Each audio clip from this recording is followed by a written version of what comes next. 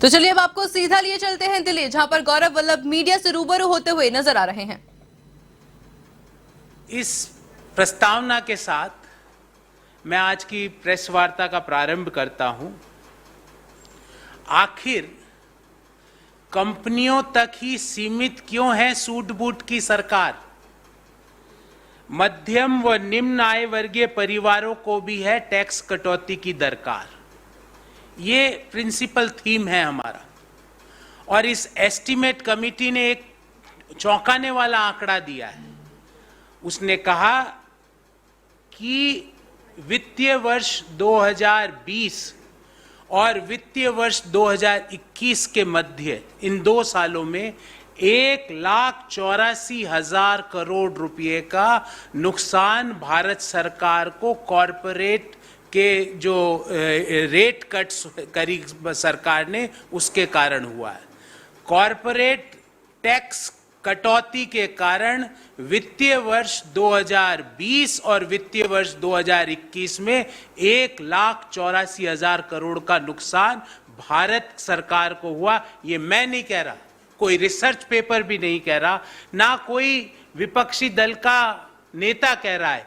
ये estimates committee ने parliament के समक्ष रखा कि 2 सालों में 1,84,000 करोड़ का नुकसान हुआ। अब साथियों विस्तार से ये बात बताता हूं।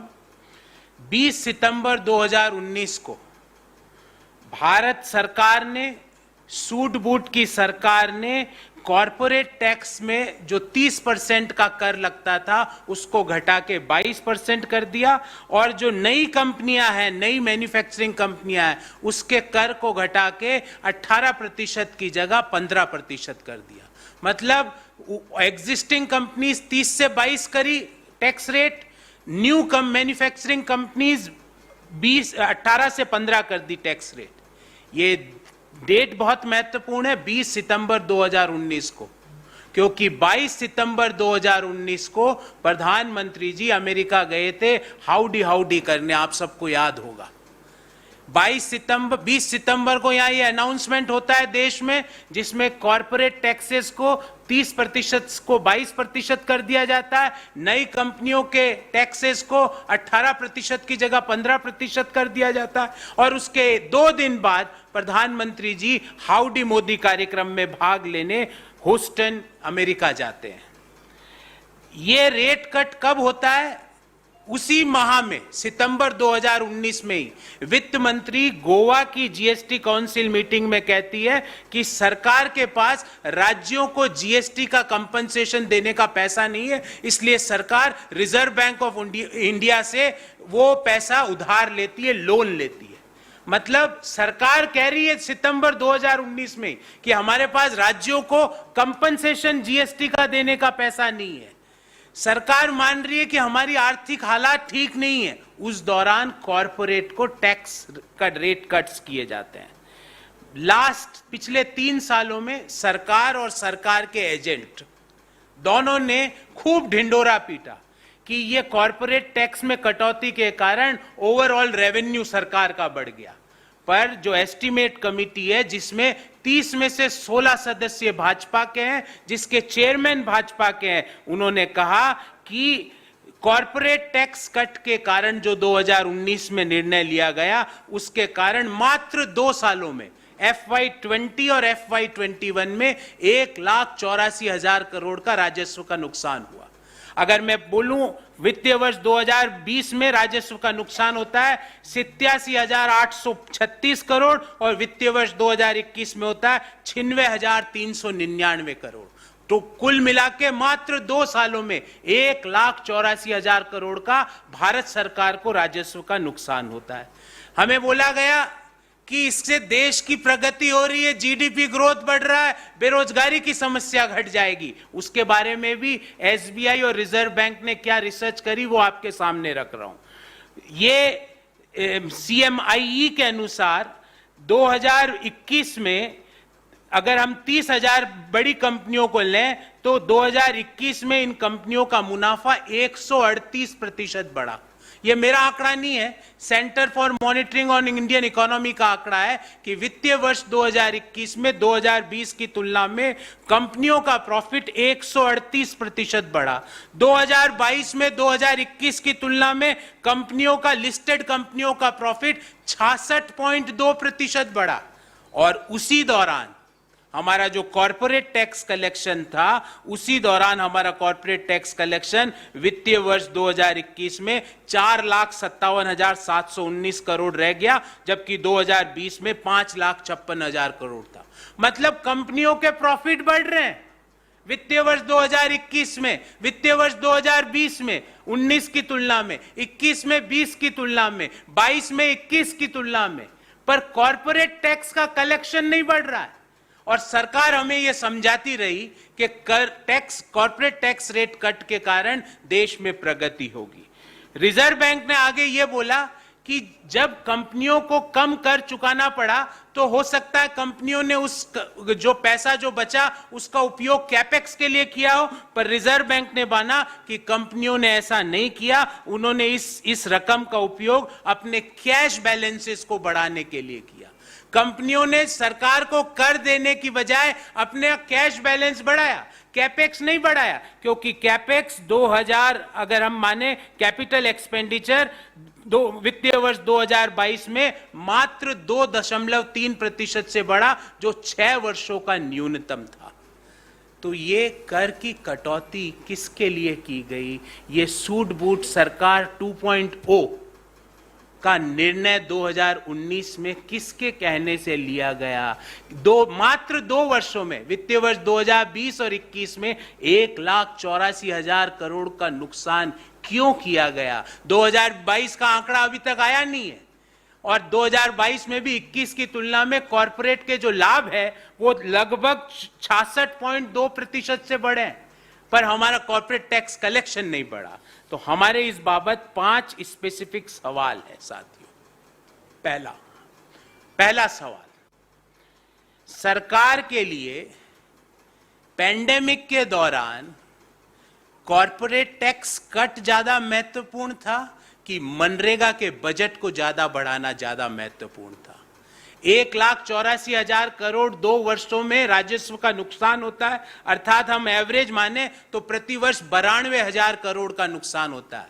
अगर इस 92,000 करोड़ को मनरेगा में के बजट में जोड़ दिया जाए तो मनरेगा का जो अभी का बजट है वो 2.26 गुना बढ़ जाएगा।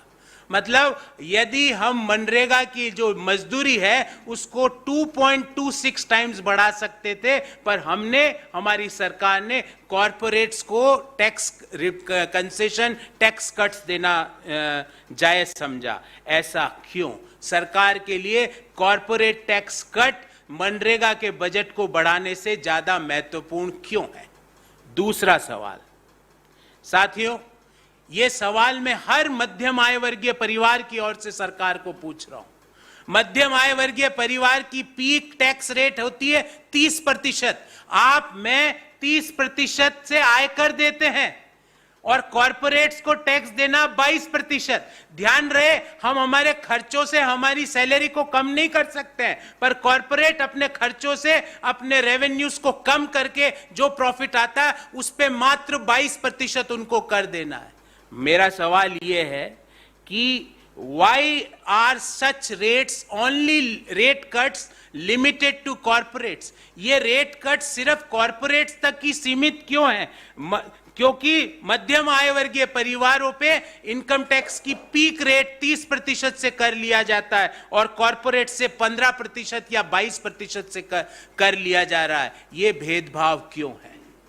तीसरा सवाल, और बहुत महत्वपूर्ण सवाल है, जो मैं आंकड़ा देने जा रहा हूं, ऐसा शायद पिछले 50 वर्ष में कभी नहीं हुआ होगा।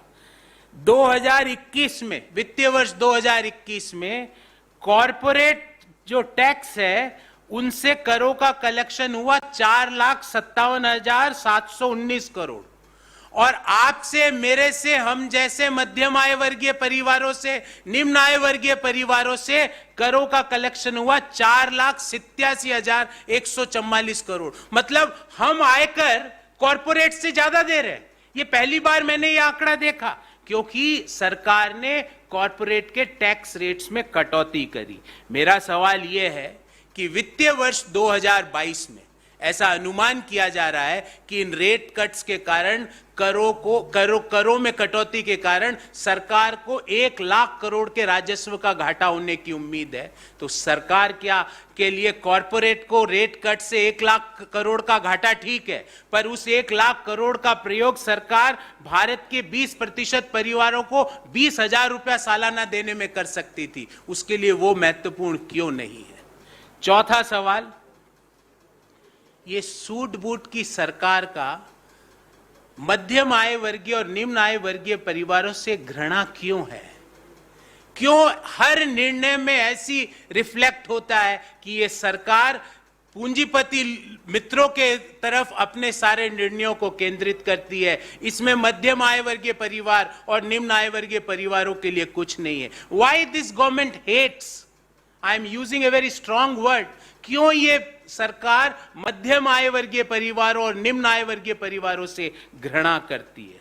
और पांचवा जो कि बहुत महत्वपूर्ण सवाल है कि अमेरिका के ह्यूस्टन में हाउडी के नारे लगवाने से पहले मात्र 2 दिन पहले ये कॉरपोरेट करों में कटौती क्यों की गई? क्या प्रधानमंत्री जी अमेरिका में हाउडी मोदी में जाने की ये एक शर्त थी कि जब तक आप कॉरपोरेट टैक्सों में कटौती नहीं करोगे तब तक हम आपको अमेरिका में इस हाउडी कार्यक्रम में आने नहीं देंगे? ये क्या कारण था? ये संयोग है कि प्रयोग कि अमेरिका जाने के मात्र 2 दिन पहले कॉरपोरेट करों में कटौती की गई और उसके 2 दिन पश्चात प्रधानमंत्री जी हाउडी मोदी कार्यक्रम में शरीक हुए। साथियों, मैं अपनी बात अंग्रेजी में कह के आपके प्रश्नों का जवाब देने का प्रयास करूंगा। Why corporate tax rate cuts are limited to corporates only? Why it can't be extended to middle class and the lower income group of our country? Why?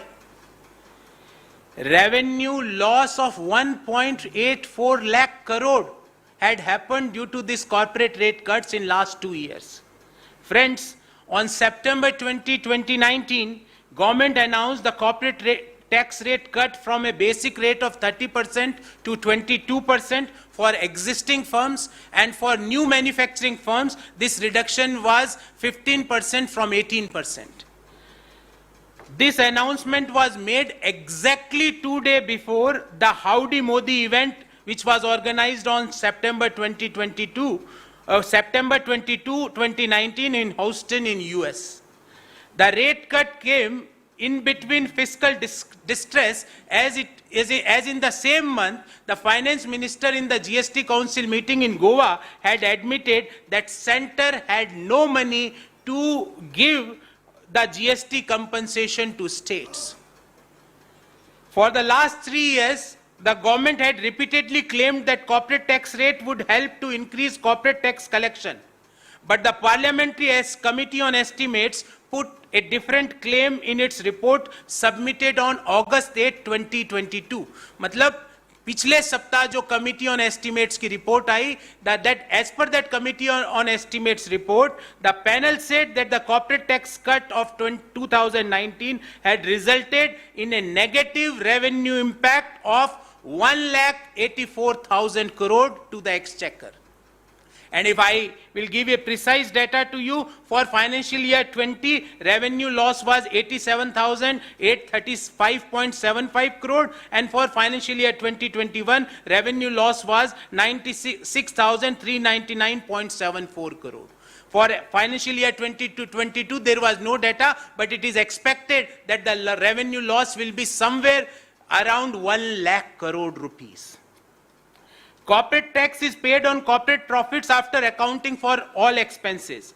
As per CMIE, 30,000 companies made a 138% increase in net profit in financial year 21 over financial year